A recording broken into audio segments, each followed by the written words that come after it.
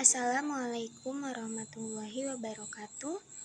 Perkenalkan, nama saya Anissa Lestari dari Prodi Ilmu Komputer dengan nomor induk mahasiswa 230506087 dari Universitas Yatsi Madani, dan akan mempresentasikan tentang interkoneksi point to point yang dosen pengajar yaitu Bapak Muhammad Arba Adnandi, Eskom MTI.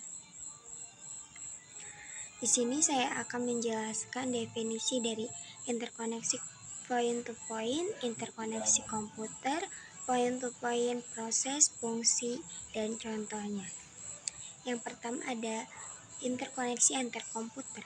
Adalah sistem koneksi atau hubungan antar komputer satu dengan komputer lainnya.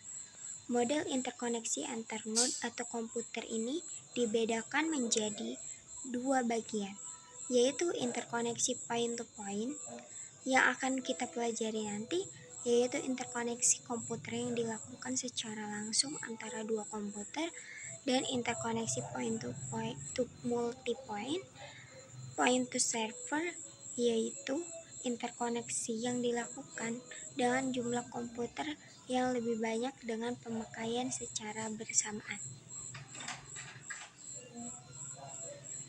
Yang pertama, apa itu interkoneksi? Interkoneksi atau antarsambungan merupakan keterhubungan antar jejaring telekomunikasi dari penyelenggara jejaring telekomunikasi yang berbeda. Interkoneksi antara operator telekomunikasi wajib dilakukan di Indonesia untuk memberikan jaminan kepada pengguna agar dapat mengakses jasa telekomunikasi. Jenis layanan interkoneksi terdiri dari layanan originasi, layanan transit, dan layanan terminasi. Setiap penyelenggara jejaring telekomunikasi tetap lokal, bergerak seluler, atau bergerak satelit wajib mencantumkan setiap jenis layanan interkoneksi yang disediakan dalam dokumen penawaran interkoneksi atau DPI.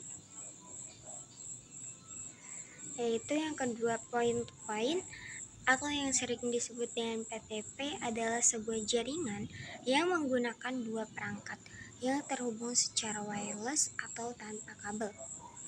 Interkoneksi komputer yang dilakukan secara langsung antara dua komputer, interkoneksi point to multi point to server, interkoneksi yang dilakukan dengan jumlah komputer yang lebih banyak dengan pemakaian secara bersamaan.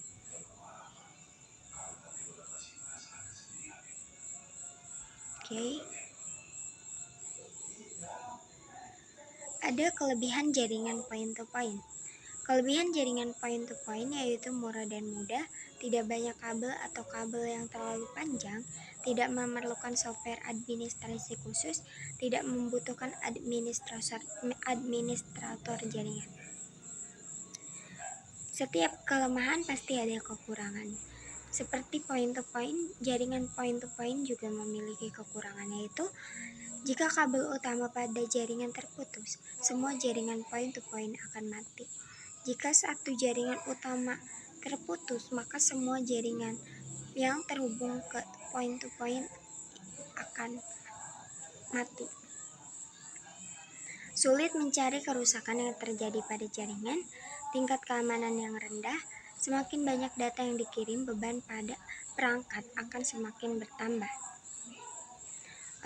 Ada yang namanya proses interkoneksi point to point. Proses interkoneksi point to point seperti yang tadi sudah dijelaskan, yaitu sistem koneksi atau hubungan langsung antara dua komputer node. Dalam proses ini terdapat beberapa peralatan utama yang digunakan untuk menghubungkan dua komputer atau lebih pada satu tempat, antara lain kabel UTP dan konektor RJ45. Kabel UTP berfungsi sebagai penghubung antar perangkat jaringan, sedangkan konektor RJ45 digunakan untuk menghubungkan kabel jaringan UTP atau STP dengan port yang menggunakan port RJ45 pada perangkat jaringan. NIC adalah Network Card atau Ethernet Card. NIC adalah kartu yang berfungsi sebagai jembatan dari komputer ke sebuah jaringan komputer. Setiap jenis NIC diberi nomor alamat unik yang disebut sebagai MAC address. Yang kedua ada switch, adalah alat menyaring dan melewatkan paket ada di sebuah LAN. Switch dapat mempelajari alamat hardware host tujuan sehingga informasi bisa langsung dikirim ke host tujuan. Interkoneksi point-to-point.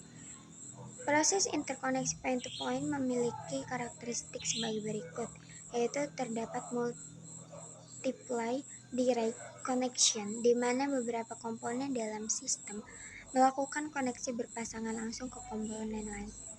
Arsitektur bus adalah pendekatan standar untuk interkoneksi antara prosesor dengan memori atau dan komponen lainnya selama beberapa dekade. Dengan menggunakan proses interkoneksi point-to-point, komputer dapat saling berbagi sumber daya peralatan secara bersama seperti printer, modem, dan sebagainya. Oke. Sini ada fungsi interkoneksi point-to-point, yaitu berikut beberapa fungsi utama dari interkoneksi point-to-point, yaitu menghubungkan komputer. Interkoneksi point-to-point memungkinkan dua komputer atau node untuk terhubung secara langsung tanpa melalui jaringan yang lebih besar. Hal ini memungkinkan pertukaran data langsung antara kedua komputer tersebut. Ada transfer data cepat. Dengan menggunakan interkoneksi point-to-point, transfer data antara dua perangkat dapat dilakukan dengan kecepatan tinggi karena tidak melibatkan banyak perangkat dalam proses pengiriman data. Oke. Ada koneksi langsung, yaitu interkoneksi point-to-point memungkinkan koneksi langsung antara perangkat-perangkat dalam jaringan seperti antara server dan storage device, router dan switch, atau antara perangkat. Efisiensi dan keandalan.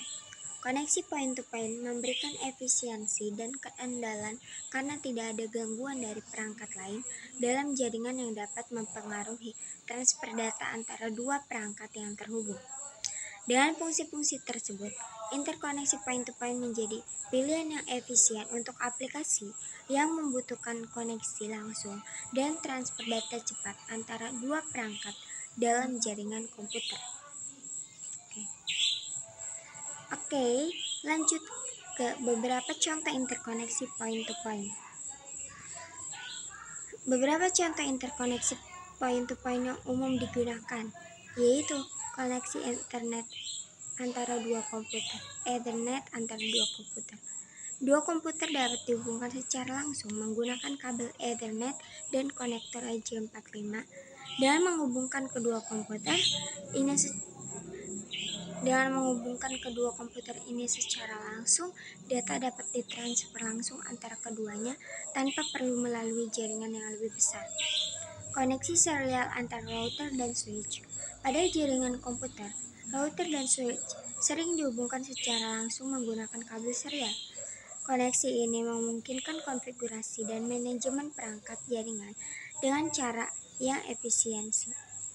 Oke, mungkin cukup sekian penjelasan dari saya.